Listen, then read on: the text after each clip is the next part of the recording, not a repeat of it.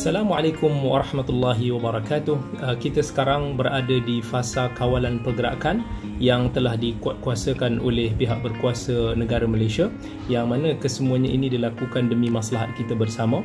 Dalam keadaan ini kita seharusnya patuh taat kepada pemerintah kita demi menjayakan satu misi maslahat yang lebih utama, maslahat bersama yang perlu kita utamakan daripada maslahat peribadi kita, iaitu mengekang penularan wabak COVID-19 sekarang yang sedang menguji ataupun melanda seluruh dunia. Jadi apa yang boleh kita lakukan atas nasihat stay at home ataupun dinasihatkan untuk berada di rumah? Ini adalah nikmat yang besar yang Allah telah kurniakan kepada kita.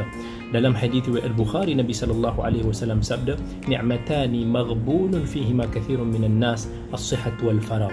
Iaitu dua nikmat yang manusia sering leka, yang kita selalu lupa untuk nak gunakannya dalam ketaatan kepada Allah, iaitu nikmat kesihatan dan nikmat masa lapang.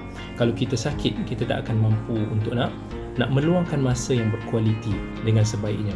Begitu juga kalau kita sibuk, kita juga tak dapat menggunakan masa tersebut dengan sebaiknya. Jadi nikmat masa lapang yang Allah kurniakan kepada kita sekarang ini, kita gunakan untuk perkara-perkara bermanfaat yang berfaedah yang kita tak sempat buat sebelum ini. Kalau kita bekerja dulu, kita kata kita penat, kita sibuk, kita tak sempat, sekarang inilah masanya. Gunakan yang pertama sekali masa adalah untuk nak menguatkan kasih sayang antara kita dengan keluarga kita, kita dengan isteri, pasangan kita, suami, anak-anak kita. Ketika inilah kita cuba untuk nak membina kembali ukhuwah ataupun bonding sesama kita.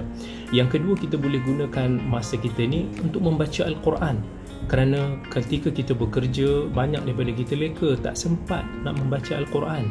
Gunakanlah masa ini sebaik-baiknya untuk membaca Al-Quran, untuk nak tadabbur Al-Quran, untuk nak bagi orang-orang yang hafal Al-Quran untuk nak menghafal Al-Quran dan mengulang Al-Quran. Yang ketiga, kita boleh gunakan masa ini juga untuk menimba ilmu secara dalam talian. Ini masa yang banyak dalam YouTube, kita boleh ada kelas-kelas yang kita boleh timba, kita boleh dengar. Bagi siapa yang tengah masak, sambil masak pun dia boleh dengar YouTube tu. Siapa yang tengah duduk, yang tengah buat apa, jangan habiskan dengan perkara-perkara yang tak bermanfaat, asyik sepanjang hari tengok TV, benda-benda yang tidak bermanfaat. Kalau kita tengok benda yang baik, tak ada masalah. Kemudian yang keempat, gunakanlah masa lapang ini untuk kita banyakkan membaca. Membaca ni tabiat yang paling susah kita rakyat Malaysia untuk nak tanam dalam diri kita.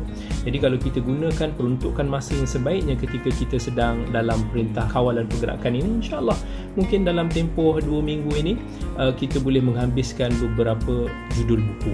Yang kelima, kita bagi siapa yang suka menulis, inilah masanya untuk menulis. Bagi academician, bagi penulis-penulis, waktu yang lapang ini kita boleh mencari ilham, kita boleh mencari idea, mendapatkan emosi untuk kita menulis dan meluahkan idea-idea kita dalam penulisan.